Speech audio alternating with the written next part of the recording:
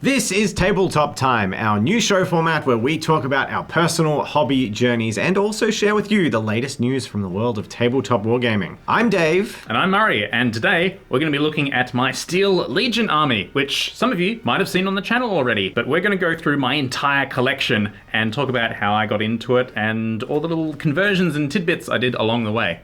But first, I need a coffee.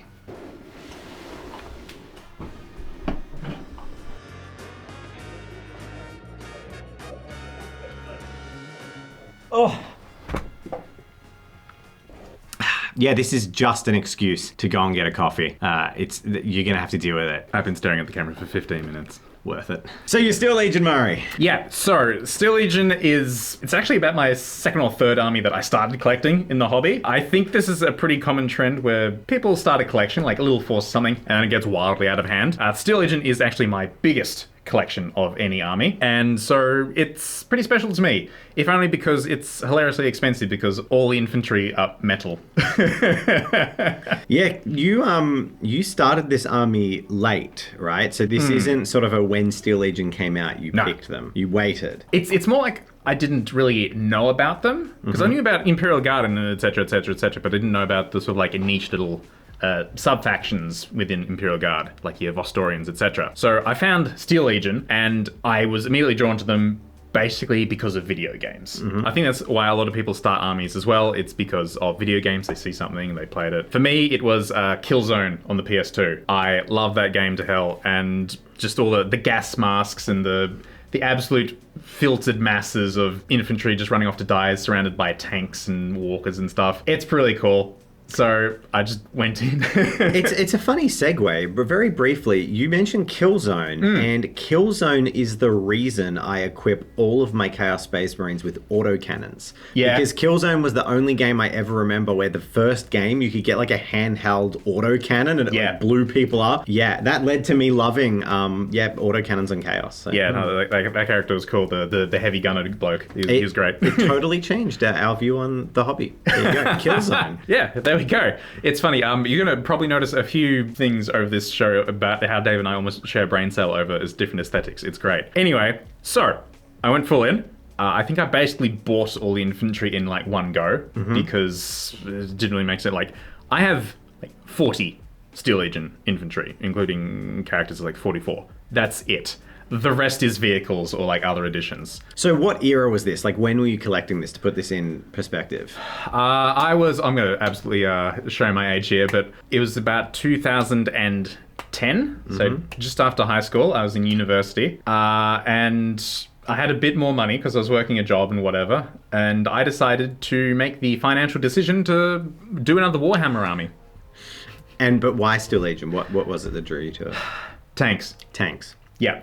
I'd done a couple of armies. I'd done Tau and Orcs, so I wanted some really nice, big, clean, boxy tanks. And with the aesthetic of Steel Legion, I went straight in, and immediately you might be like, Steel Legion, Chimeras. And at that point, the Guard Codex featured the tendencies of all the different legions, including their special weapons. And Steel Legion had a rule. I don't even know if it was an enforced rule or just a flavor rule, but they were mechanized. So every squad, regardless what, including heavy weapons, needed a Chimera. So I have a lot of Chimeras. in some kind of agricultural tub. Yeah, they fit perfectly. In teat seal. Yeah. Teat seal agriculture. It's fine. Murray, what is teat seal? It's a special injection it's literally just wax you put inside the cows to dry them off and stop them getting infected. Would you stop? You already know as well. It's very funny that you're transporting your army in a teat seal container. I needed tub. I had free tub. We emptied tub. There is free tub, so I took tub. All right, you heard it here first. Murray's prize-winning army is transported in a cow teat seal tub. It's good. It's also worth noting that because of all the chimeras, if you enter a Warhammer tournament, which I did a few times, this was in the era of, I think it was like 6th and 7th edition Warhammer, where you could blow up any APC by like sneezing at it. Yes. So what I did was provide my opponents with about 6 to 7 really easy kill points, which they absolutely adored me for. But it was all to theme, and I had a great time, so it doesn't matter. I absolutely won every round where, you hand off the score sheets, but you also marked on sportsmanship and painted army. So I did well in that regard. It's interesting because you started this army at the time where honestly the army was being wrapped up. Like you wouldn't have known at the time, but that's the era. I think 2007 to 2009, somewhere in there, the Vostroyans came out, and we didn't know at the time that they'd be the last metal regiment, and that their coming out also precipitated all the other regiments going away. Yeah. So while you were actively collecting this at university, was there a point where they became unavailable? It was, but I didn't really notice because I'd sort of spent that much on 40 metal infantry. And I'm like, that's enough. Mostly because I actually really despise painting horde armies. And if you're making a small tally, you're like, he's collected Steel Legion, Orcs, and he's done Tyranids on the channel, and helped with the Mudlads. So, you always end up doing hordes. Yeah, it's always inevitable. They've got the most character sometimes. Yeah. Yeah, I'm the same. I don't like doing hordes, but Trader Guard is a horde army, and I end up there. Why don't you take us through some of your units? Take us on the journey. Yep. Now, what we have here, this, I found, is actually the first Steel Legion I ever painted. And you can tell, because he's actually painted completely different to the rest of my army. I got this guy separately. I think I've got him at a market sale or something. I was like, yeah, it's awesome. I'm going to paint him. I did that. I think this took me 3 days to paint like this to this standard, which this is the first model I painted for him. So it's a pretty good paint job. It's really good. I'm still very happy with it. So yeah, I painted that. I was like, cool, all in, ordered all of the Steel Legion, spent a lot of money, and I just started from there. So then we have just all the infantry, which have seen work over the years, but you can tell the age of some of them are because you had the metal tabs that fit in the slotted bases, of course. And young Murray didn't want to spend too much green stuff filling in holes. So if you have a look, there's grey stuff. That's blue tack filling up the holes in the bases, and then I just put the texture paste over the top. That's how we rolled back in the bloody 2012. Yeah, wow. And the texture paste is crackling off. But they look awesome. They're so cool for an older army. Yeah, it's pretty cool. The issue with them is that, of course, you only had very limited things. You had the infantry squad, which contained a missile launcher and a grenade launcher. They were the two weapons of the Steel Legion. You could separately get a blister that contained one Steel Legion with a plasma gun. Your heavy weapon options, apart from the missile launcher and the infantry squad, was las cannon or heavy bolter. I've got heavy bolter there. It's very cool. They're lying down, which is very unique for any of the Warhammer heavy weapon factions for Imperial Guard. So it's how do I branch out? How do I do more weapons? Well, the answer for me was a Dremel and creativity. So what we have here, I have my own plasma gunner. This was just a plastic gun, which I glued on after milling out the entirety of a las gun. Wow. You can tell there's actually a gap between his trigger finger and the actual gun. Look, you did a great job, especially given what you were working with. Yeah. Again, I've got 2 flamers, a heavy flamer and a flamer. These worked really well. You can actually tell that this heavy flamer actually used blue stuff and molded. Oh, wow, okay. But it turned out pretty well. I've got a sergeant. This was my ad hoc shotgun. Okay. Which is you can tell it's clearly a flamethrower that I've just hacked down and filled up all the holes on. Yeah. But yeah, how else do you get a shotgun in that time? Also worth pointing out, here's the first that you've probably ever seen, my iron coats. These were the veterans. And this is something I'm very interested in because this sounds like when you did your article on the Law Library, you started to talk about the iron coats. Do you want to share what that's all about? Yeah, so I wanted a veteran squad in my army, and I thought carapace armor was really cool, but I also liked the Kazrikan? Someone tell me how to actually pronounce that. I don't actually know. So I wanted a squad of those. But I still wanted veterans with heavy armor. So I came up with this idea to basically have this bullet absorbent dampening trench coat, basically, which just came the inspiration for this. I used green stuff and just pushed it in around, it's basically the collar, and I extended out the the tail coats are sort of pushed under all their belt to make it seamless. There's actually nothing on their arms. Their arms are completely unchanged. I just painted them to look like a coat, and that's how I ended up with that sort of thing. That's a lot of customizing work for. Yeah, that's why I only have one squad of veterans. Yeah, they remind me a lot of NCR Rangers from Fallout, which I really like the vibe of them. Yeah, and then I've got some members from the command squad. You can see here, these are a lot more recent. So I've got my banner bearer, which of course, completely custom sculpted. He's actually got an arm from the sergeant that's with the chainsword. And then he's got this is the arm that usually holds the rocket launcher.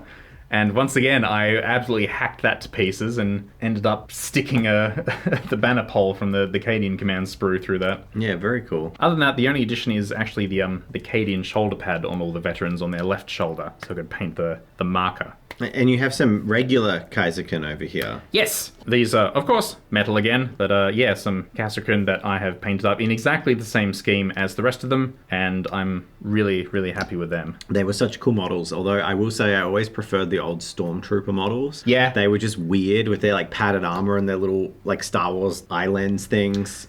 Which generally were used for the Steel Legion Kaiserken in the imagery, but they were a bit harder to get, and I preferred the look of these guys. I think they were defunct by then. By the time the Kaiserken came out, I'm pretty sure Stormtroopers were unavailable. Yeah. All right. Well, Steel Legion wouldn't be Steel Legion without tanks. Yeah. What have you got for us? So, apart from the absolute swarm of chimeras, I've got Hellhound. This is heavy. Is that turret metal? No, it's all plastic. It's just solid and chunky. Huh. I've got a few Lehman Russes in here. Yep. That one's completely unpainted. This one is primed, but you can't tell because it's primed grey, which confuses me a bit every time. And there you are. This is my tank ace, the tank commander. Yes. Which is also a custom job. He's got the executioner cannon, which didn't exist in the kits at that point in time. It was just a plain old Lehman Russ. So I extended the barrel and got one of the brass trims, brass pieces, which are now super rare, you can't get. So there's a nice Aquila across there to denote him. And I made a custom tank commander popping out of the hatch. Right. So that was before the Vanquisher cannon was available in the kits. Because I remember it was like a Forge World thing for a while. Yes. And then one more very interesting thing is that I have a pretty much DIY Hydra. What was it? A Manticore? Yes. It was a Manticore that I basically removed everything on the top. The sort of turret ring is actually the rocket thruster from the Manticore, or rather the Death Strike. That looks like Plasticard. Yep. Yeah. And the top mount here is all Plasticard. So, was the Hydra not available at this time as well? No, the Hydra kit came out about a year after I finished this. This is so interesting because, I feel like all this stuff existed in the era you're talking about. Did you start getting these vehicles beforehand, or is my timeline just completely wrong? Beforehand. Okay. I have an incredibly amusing track record with deciding to go ahead with something, making it or buying it, and then the next thing is announced. Like the old Orc Dreadnought, the old metal one. Mm-hmm. I finally got enough money to buy that. I was like, yes, bought it, took it home, built it, painted it, and then that same week, the plastic kit got announced. Yay. You can't make this up. So anyway, I have this completely scratch-built turret, because in my mind, all the artwork of Hydras, that they have very big turrets that the humans stand in, but I thought, maybe like a servitor or like remotely controlled turret made sense, so I could make a smaller one. So the turret itself is completely made by Plasticard with some Sentinel panels on the front, and then I've got Executioner autocannons backed by these are the Nova cannons for the Lehman Russ. Wow, you wouldn't be able to tell. Yeah. And then you just plug the back of the Nova cannon? Just plug the back with more Plasticard. Warhammer never makes sense where the ammo comes from, so that was never an issue to me. Doesn't matter. Huh? But I ended up with this really cool little AA gun turret. Yeah, that's cool. That's some homegrown hobby you don't see much of anymore. Yeah. And then, there's the Manticore. Yeah, so this is the point where, by the time I finished that Hydra, which took a while to build and paint, I had always planned to make 2 Hydras. Mm-hmm. So chassis was built and ready to go, and then they announced the plastic one. Yep. I was like, well, the joy and drive has gone out of it for me, so I just built the Manticore on top instead. Yep. And this has seen 2 games and has been immediately destroyed on the first turn of each. So I still have not used it. It's scary, that's why. If you paint it, it'll be guaranteed to get destroyed immediately on the 3rd game you use it. Yeah. Oh, even in I did an Apocalypse game. It's sat right next to a Baneblade, and they're like, no, Baneblade's fine. I'm going to shoot this. So that is pretty much all of my tanks, except... What could it be? Oh, the big boy. the big boy, my actual Baneblade. Complete with cobwebs. Oh, hell yeah. You know it's authentic. You can probably look at a lot of these. Like, Murray, half your tanks aren't painted, and this is clearly not painted. I've done the camo stripes and everything. Yeah, it's very obvious that I'm a miniatures painter who likes to think he can do an army. That's too real? Too real? Yeah, hands up in the comments if you're guilty of that. But I love it. This is basically standard out of the box, except I put the big Baneblade Nova Cannon muzzle brake on the end of this because big octagon bloody muzzle brake. It looks so cool. I couldn't resist. So that's on there. Honestly, I probably spent more time gluing on these damn stupid aerials every time they break than actually painting the miniature. It's funny because that means we both own like a super heavy tank that isn't fully painted. Because my glaive that I did on the channel, the back side of that is like not finished. The side to camera secrets. is finished. Yeah. I am willing to out myself for that. That's right. Yeah. Well, I still have another Baneblade to build, which I was going to turn into a Stormblade. I just have to build a plasma destroyer somehow. That sounds really hard. Yeah. So anyway, that was like the history and everything. Yep. And then it sort of sat like that because like I spent a lot of money. I was always happy to continue doing Steel Legion, which I did by just buying more tanks. I was like, the infantry is fine. I'll just add tanks until they outnumber the infantry. However, started working here on this channel. Whoa. What happened in between? Did you stop collecting the army or did it just sit there on a shelf? Like, it sat there on a shelf. Occasionally something got painted up, like the Castrican were pretty recent. Okay. But otherwise, it was just sort of I got interested in another army and started working on that. You know the deal. I started working here. We're on YouTube. We're like, cool. We can work on sort of like our own armies or ideas or something to do for the channel. And I always thought about coming back and finishing all this.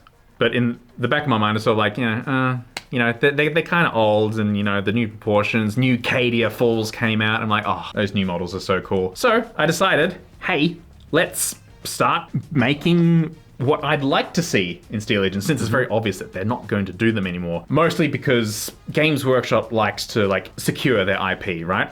That's why you have Adeptus Astartes instead of Space Marines, Astra Militarum, etc., etc., etc. They want to sort of keep a grip on their IP. So anything that's very influenced by real-world armies or organizations, I don't think it's going to really see the light of day. No. So I did it myself. I built these 2 on the channel, and I was absolutely stoked with how they came out, and I actually am sort of feeling like I want to remake the army entirely. I don't know how much of a good idea that is. It's what I want to do. I've built another one. There's only one because, of course, we got busy and went to America, went to Adepticon. But that's what is happening with this army right now. It's sort of seeing a renewed life. What do you think he should do out there in the comments? Because my vibe is, I think you should finish up these tanks that are unpainted. Like rather than restarting the whole army, you should complete it and then add to it, because you've got such a great foundation. But whatever. I still love the old models. They're so interesting and they have so much character, just down to the huge overly sized oven mitts that they're wearing, and they just have some great models. Yeah, they're gorgeous. So we get to see some more of your Steel Legion coming up on the channel. We can spoil that because you're going to be making up a very cool big tank custom. Yes. We won't say what it is, but Murray, you're going to be doing a big tank on the channel for Steel Legion. Big tank. That should be cool. So, really cool. Thank you for sharing with us. And what was your favorite model across the whole thing that you've done? Oh, across the whole thing? I'm going to be honest. It might actually be the little artillery piece. Yep, did that on the channel. Yeah, it basically ended up as being a little diorama, and I got to actually look at making the base look fit inside the factories in which they fight. I love that bit of lore, how they fight inside the factories that are so big they're producing chimeras inside the battlefield. It's so cool. Yeah, I super love that model, and those bases are really good for building stuff. Yeah. Well, that is your showcase, but it is now, of course, time to move on to hobby news and talk about any new releases that might be coming out and our feelings on them. But I can't do that with tanks on the keyboard, so... Oh, dear. Yeah. So for those who've been following along the last couple of weeks, as part of this new format of our midweek video that's going to enable us to do really big and really cool projects on the weekends, we are kind of trying to work out what the format is. And right now we like the idea of sharing like a major topic for the video and really sharing something that we've done, a journey that we've gone on, or even new models that we're building and adding to our armies. And then a second section where we kind of talk about the hot button of the day, go through new releases, our opinions on that, and let you know what we think, because we haven't really done that before, and we still haven't really done that in earnest. We've been a little bit surface level the last couple of weeks, but we've had a couple of people who are confused by why it's like this. We're going to keep trialing it for about 2 months as it is, so then we can use data to work out what works and your feedback. So let us know what you like, what you're liking, what you're not liking. Most people so far have been pretty keen on it. A bit of a podcasty vibe for you to sit and paint and listen to us. Yeah. So more feedback is always welcome. But now, time to dig into Games Workshop's new reveals with their Sunday preview. These aren't new reveals, this is just what's available. Yeah.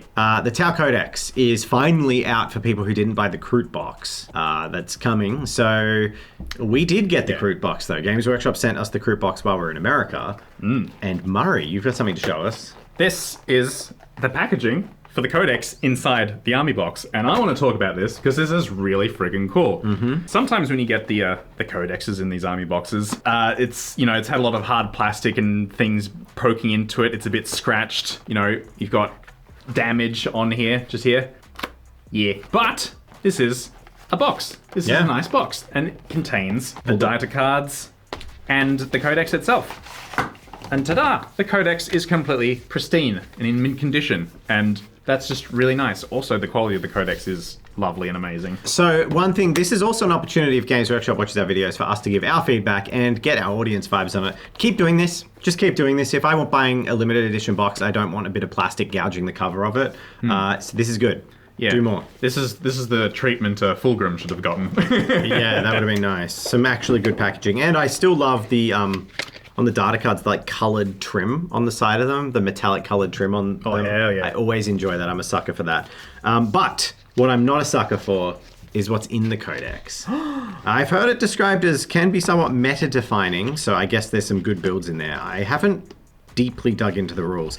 What I don't like though is there's only 4 detachments, and I briefly touched on this last week, but it really annoys me because as people know, I have Tau Sakura, my own custom chapter, so I do care about Tau. I've always been on the fringe of building them into a proper sized army. It's so weird to me that the other factions are getting 6 detachments and Tau have 4. One of which is entirely dedicated to CRout, one of which is entirely dedicated to battle suits, and then there's only the Montcart and Cayun paths for a combined arms army. It just feels so limited. It's literally 33% less options than the other factions in the ways you build your army. Yeah, devil's advocate, you could say that Tau only ever had the Cayun and Montcart, but they never served as functional rules, really. It was just sort of are you a patient hunter or are you a bloodthirsty maniac with a chainsaw? Yeah, whereas to me the detachments more talk about like the military formations that are being sent in. So a CRout one is fine, a battlesuit one is fine, that makes sense. A Cayun and a Montcart is fine. That all works as broad ones. But for example, I think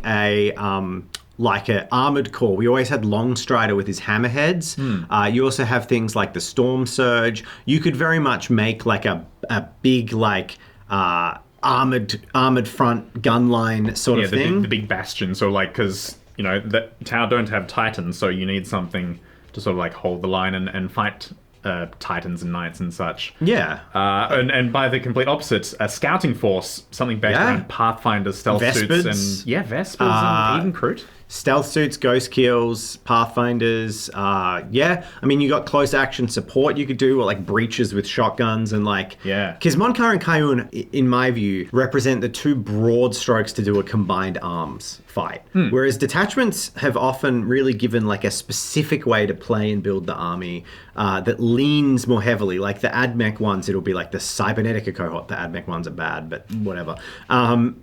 Where it's very clear what you're fielding. And I don't know, I just think that there's no reason it couldn't be 6. Could they not think of 2? It's pretty lame. So yeah, that's my sad on the Tau Codex. We feel pretty strongly about Tau because we both love and collect Tau. I said before that we like a lot of different things. And on the topic of not liking things... Yeah, we've had some comments in Discord and on videos saying, like, the new CRout coming out is super cool. They can't wait to see what I do with CRout for my Sakura Tau. We'll show some Sakura Tau here so you know what I'm talking about. But here's the thing. I have never really, and I don't really like CRout. They are kind of cool in their own right, but they're not for me, and certainly not for the Sakura. The Sakura, the idea of them is that they are a combined arms force that they're like basically the lost detritus of the Tau systems, people whose worlds have been destroyed, people who live on space stations. And their caste is kind of the caste of no castes. Like, they're a melting pot. So part of their kind of thing is that they actually incorporate stragglers into their castes, like into the Fire Warriors, in a way whereas the Tau army proper would utilize auxiliaries. So the Sakura are very unlikely to use CRout auxiliaries because CRout are like a mercenary force that fights as you know, throwaway unit with the Tau. Sakura are more likely to do the stuff of like a Chaos Beastman, well, not a Beastman, a human mutant who prays to the Emperor, who joins the Sakura because he's not ostracized by being a beastman, because the Tau raise this child and go, well, it's a horned creature. Like, I don't see it as a mutant. We just see it as an auxiliary. And then he joins the Firecast and, you know, blah, blah, blah. The Tau, the CRout are just kind of outside that. So I might love to do a couple of CRout in units, but the way the CRout operate doesn't really work with Sakura. And the way the Sakura are meant to work is like a boarding force and a strike force, interdiction force. So you probably won't be seeing Sakura CRout. Whereas I love my angry bird Tusken Raiders, so I'm all over this. I will say we've got the new CRout Shapers that have come out here, and I love what they have done with the characters here, especially the one with the bow and like the very Predator. They're so Predator. He's got like the throwing disc. Yeah, the dreadlocks, the weapons. It's really cool. I actually, because I sort of saw this on the horizon, the CRout disappeared off the online stores and everything. I'm like, it's the sign of times. So I went and made sure I bought one of the old CRout Shapers, and I actually got the one with the pulse rifle, which I thought was really cool. That sort of integration, you know, that you got a CRout Shaper with a pulse rifle. So I've got that at home, but I am absolutely in love with the new models. They're so cool. Now, we are a little bit behind playing catch-up here because we didn't do this show when these were officially, like, revealed. Yeah. So in the future, what will probably happen is we'll talk a lot about things as they're revealed, and then we won't go in as deep on the, like, Sunday pre-orders. Yeah. But we haven't talked about this, so we wanted to talk about it because we care a lot about Tau. The CRout Lone Spear. Yeah, you have feelings. I don't like this model. I like the model in the sense that it looks good. And it's really important to understand there's a distinction between liking something's appearance as a model in a vacuum and then liking something for the faction it sits in. And what I don't like about it is it's leaning too close towards Age of Sigmar. CRout have always been CRout with CRout dead ends, and I'm sure there's some new lore to make up why this guy's riding a weird lizard. We already have CRout on Ctox. It's the classic, I call it the menagerie effect, and Age of Sigmar is so bad at this, but they're like, every faction, it's a menagerie! Like, every character has a new, wonderful monster to ride on. It's not really how these organizations would probably work. The light cavalry rides one monster, the heavy cavalry runs another, the character that rides with the heavy cavalry is on a completely different monster. Yeah. Like, for me, this guy who's a character should be on, like, a Lithe Ctox, like a special... He's on a Ctox, it's still a Ctox, but, like, then it ties in, he's the character who...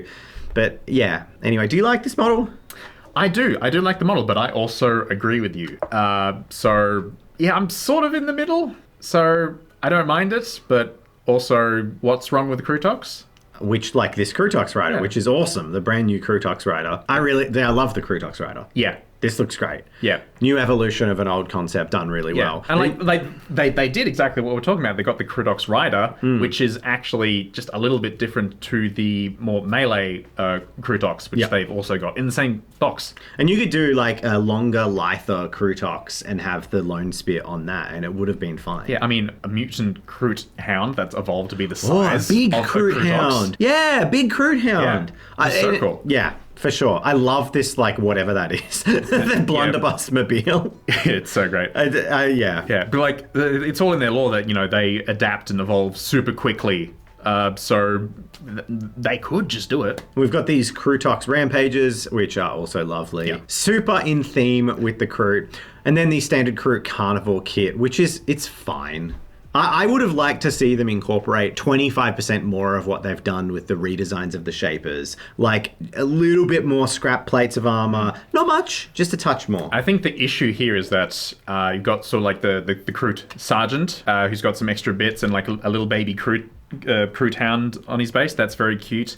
We've got the introduction of like a special weapon, like a grenade launcher in the squad. It's all very cool, but the problem is that all this has come out after the kill team, where every single model is like specialized and gorgeous in its own right. Also, so it looks a bit bland. They're weird turtle bellies. I don't remember them having it looks like they have like a turtle shell belly. It's a bit weird, but I believe that they always had that, but it was not as well defined, or maybe not painted. Maybe it's just the way that model's painted, yeah. Possibly. And the CRout Hounds, look, not my favorite thing for CRout ever. They're a bit weird. They made them a lot beefier and stocky. They look more like bulldogs now than the sort of live foxes almost, which I'm not sure. It might just be down to the paint job, so we'll have to see. Now, we also have a new combat patrol for the Tau Empire, and I think this is great. It's a good box. It's really healthy for combat patrol because the Tau combat patrol is awful. Yeah. I think one of the problems with combat patrol not being made for a standalone game is like that box. So many of the points were in a ghost kill that couldn't kill enough models to do anything. But then the rest of the box was like Fire Warriors who just died. Like, I never saw the Combat Patrol Tau win a Combat Patrol game because you just killed the Fire Warriors and the stealth suits, and then the Ghost Kill can't kill anything and you sit on objectives. And it's not only is it not fun, it's just kind of a boring game. Yeah, whereas this box is great because it teaches you to learn the mechanics. You've got the Pathfinders in the set, so you get to use the marker lights and the pairing system. That's great. You get a Devilfish to go with either the Fire Warriors, the Breaches, or the Pathfinders. That's great. The Pathfinder kit comes with all the fun drones, so you can have fun with that, a bit of customization, and you get the Battlesuit Leader. Yes, it's a much better start for an army too. Pathfinders, Fire Warriors, a commander, and a transport. It's really good. The dice, come on. Sorry, Games Workshop, but I know these are going to be $55 Australian for transparent dice with a Tau symbol on them. Like, these are like $20 Chessex dice for twice as many. They look nice. They're neat, but as a store, I stopped ordering dice from Games Workshop probably about 2 years ago. They used to be in Australian. They used to be $30. It was kind of like, they're a bit premium, but it's affordable. And now it's like $25 Australian for the most deluxe Chessex like dice cube you can get, or it's like $60 for a packet of 20 Games Workshop dice. And like a couple of pretty dice for like your special rolls for your army, that's really cool. But like, if you're going to have special dice for your entire army, if you're going to collect orcs, you're just going to throw in the Tau because you have 20 orc dice and then 67 other dice. Even Tau will be like that too. And is this the Dreadnought made to auto orcs? That's it. That's the Metal Death Dread. The famous Dreadnought that you built. Oh, great. So we've got some very classic orc commandos. That's fun. I love that they brought that back. That's funny. The orc knobs. Sleep a bit. And for Horus Heresy, we of course have a Solar Auxilia Basilisk and Medusa, which I love because as a trader player, I've mentioned before I don't like many things on the Lehman Russ chassis because to me they look a bit dated in terms of their detail, the like concentration of detail, the size of the elements, and next to all the modern kits that the rest of my Trader Guard army is, the tanks look a little like low definition. It's like 4K versus 1080. Like, it's fine. Yeah. I don't look at Lehman Russes and go, ugh. But I prefer this thing. And also, doing Trader Guard, looking at these Solar Auxilia vehicles, because they're a different pattern, it adds that one step of extra separation. Yeah. Where if my army has the Solar Auxilia Basilisks converted, you would look at my army and go, oh, that looks a bit different. Yeah, you're more segmented from the rest of the Imperium. You're from another time. Also, the Basilisk, the actual plastic model for Imperial Guard. Yeah.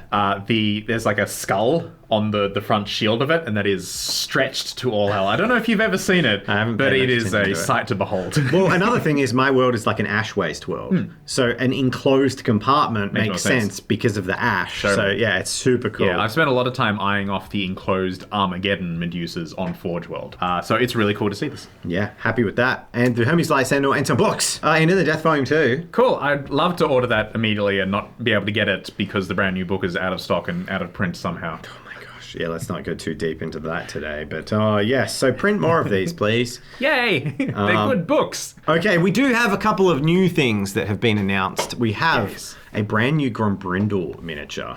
It's amazing. It looks fantastic. I love the amount of detail and just a bit of storytelling on his base. It's fantastic. Yeah, this is probably the nicest Grombrindle that I've ever seen, I think. I've never wanted to get Grombrindle. Like, see it, I'm like, oh, that's cool, but I never wanted it. I'm going to get this. This makes me like dwarves. Yeah. And I'm not a dwarf fan in my fantasy. I'm usually on the side of elves, and as we all know, elves and dwarfs doesn't mesh. But these sorts of new sculpts for dwarves would pull me in. They're definitely, like, that's cool. Absolutely. If they just announced new plastic iron breakers or something in 2024, I'd be in. Yeah, they're pretty cool. There's not much else except the paint job on this axe is stunning. Yeah, it's nice. That's so cool. We also have Skaven for Age of Sigmar. We have revealed a Warlock Engineer. Yes.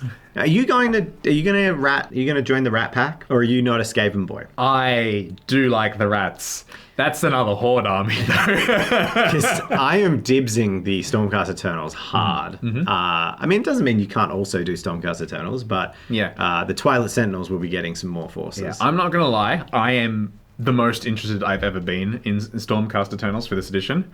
But I got to see these rats. Rats off to you. Really cool, high definition, so much going on there. And we also get a good look at a new Age of Sigmar 4.0 War Scroll, which is kind of interesting. Yeah, it's got some fun little abilities that, it mentions buffing Jezzails, so I'd love to see some new Jezzails. That would be super cool. We're also seeing the way that these units are going to look in Age of Sigmar 4.0, because like the more data sheets we see, the more of an understanding we get of how the game's going to play it. One thing I do appreciate is Age of Sigmar War Scrolls ended up becoming like a rules soup, where the bigger, like the leaders would get bigger and bigger, and some of them had like 2 pages of rules, and the rules had so many words. Like you'd read a massive paragraph to work out what the hell your thing did. Whereas now it does seem like even characters, I mean, this is an engineer character. He's got a once per turn ability, and he's got a reaction. So it's quite clear what he does, and all of his gun-based rules have been simplified into the profile. So this like crit auto wound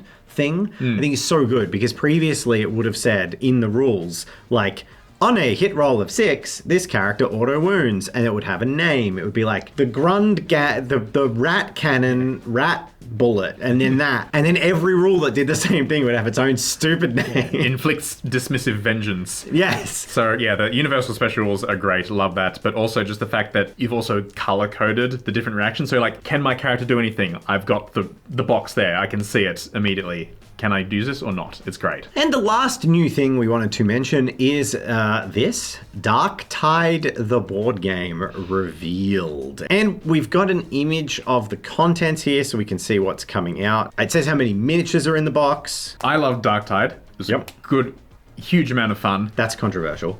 To say, do you love Darktide? Darktide had issues. Hey, I'm not saying you didn't have issues. I'm saying I enjoyed it. Yeah, that's fair. I enjoyed what I played too. I haven't played it for a while because I'm waiting for, red weapons or sort of the Vermintide modes. Like, that's what made Vermintide absolutely amazing for me.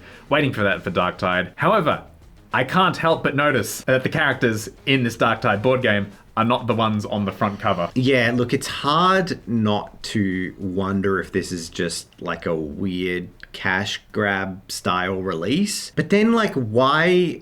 I don't want to like paint people with that brush, because I also can see people in the studio being like, hey, it would be really cool if, like, people who are playing Darktide. So maybe they've just put the like best case together, put the best minis together to like represent this, because there's no preacher model, so there's no existing in Warhammer that isn't a metal. They're not going to put like, true. They would need to create an entirely new model just for the preacher if they didn't use that one, which you could argue they should do. Absolutely, I'd love to see a new preacher model. Yeah. Jen pipes up, yes please. Yeah, it's kind of interesting, that cover art where like, I know you can customize your characters, but like the 4 characters that are your heroes from Darktide look absolutely nothing like. Yeah, I mean, unless they released a new premium skin, which I'm not aware of, you cannot get a Kaiserkin outfit, let alone a hotshot lasgun. I don't think that's in the game. Again, could be wrong. Haven't played in a bit. On the other hand, it's really cool that in this kit you get a Kaiserkin, you get the Preacher if you're into that model, you get the Psyker, which is only available on its own, and it's a decent price. It's a decent price because it's a clan pack, yeah. But it all comes down to how much this is, which obviously it doesn't say, and how fun it is. So if, look, I'd be really interested to see if it's fun. Does this sort of thing actually stand up on a game in its own right? In which case, Games Workshop is more than welcome to repackage designs they've already got into games that are really fun. I'm down. I loved Blackstone Fortress. I had so much fun with that. So look, I've played their games. It looks like you get actual blooded team. These aren't the clipped together Blackstone Fortress cultists. These are like these are Trader Guards. I have Trader Guard. These are Trader Guards because you get a flamer in the Blackstone Fortress clipped togethers. Yeah. But you do not get that flamer. That is not the model. Okay. So these from the parts, look, I don't know for sure, but just looking at the models, those are old Poxwalker sculpts because I've seen them before, and those look like Trader Guard, just Trader Guard the kit. Yeah, so they are really nice Trader Guard models. It'll be interesting to see how many you get, like what mix of units you get. But I don't think people are going to be buying this as like a discount box for minis. I think it's either it's a good board game or it's not, and it's all going to come down to how fun it is and how much it costs. Yep, agreed. We will see. But you know one thing, the last thing I wanted to bring up today is something we haven't seen. There was no Heresy Thursday last week. You're right. For the first time in how long? Like, literally as long as I can remember. Pretty much since they brought out New Heresy? Yeah. Since the start of New Heresy, I doubt they've missed more than like one. They might have missed one. They might have missed a couple leading up to a big reveal. Yeah, but not just casually missing one. I'm gonna check the termite one and so in the last article, it says, and finally, this will be our last installment of Heresy Thursday for a few months, as we turn our focus to the mortal realms, and they will return it like... That was my favorite thing every week, was frickin' Heresy Thursday. And now we don't have Heresy Thursday, because it's all the mortal realms. Yeah, I'm a Heresy fan, everyone. Right, we'll just have to deal with Sigmar 4.0. You know the worst thing is... Remember at Adepticon, in the trailer, they were like, Heresy. And and it showed like a Mechanicum symbol. And it was like, my takeaway was like, the reveal is that the Mechanicum are in fact a faction in the game, the Horus Heresy. Bravo. But like, now we're not even going to find out about that for months. Mechanicum, soon. Mechanicum exists. Later, soon. Dark Mechanicum exists too, if you know what I mean, Games Workshop. So that's that. That's it. That's us for this week. God, it might be a long one today. I feel like it's a long one. Well, we'll see what you think. Hey, if you like the longer section, because we definitely gave some deeper, more meaningful opinions on stuff, which I think is interesting. Thank you to our patrons for supporting us. Thank you for those who are leaving comments, letting us know what you think of this new format. And... Yeah. Do you like what we're talking about? Do we talk too much? Do we just keep rambling? Is that exactly what you came here for? I have a feeling people want to paint minis and put this on in the background. I really do want to say, I know I've said it before, but I want to reinforce, like, this really is so we can make really cool projects on Saturdays that we're really proud of. And so that we have a really fun environment and a way to share with you and chat. Because to be honest, I feel like for the last 3 years, oh boy, I've wanted to talk about this stuff so much. I'm just like, man, I wish I could just go on a tirade for 10 minutes talking about Warhammer. Well, now I can. We've made that chance. Thanks, everyone. Have a great day. See you later. See you later. And the coffee thing is a great scam. I'm done. Hope you're claiming that on tax.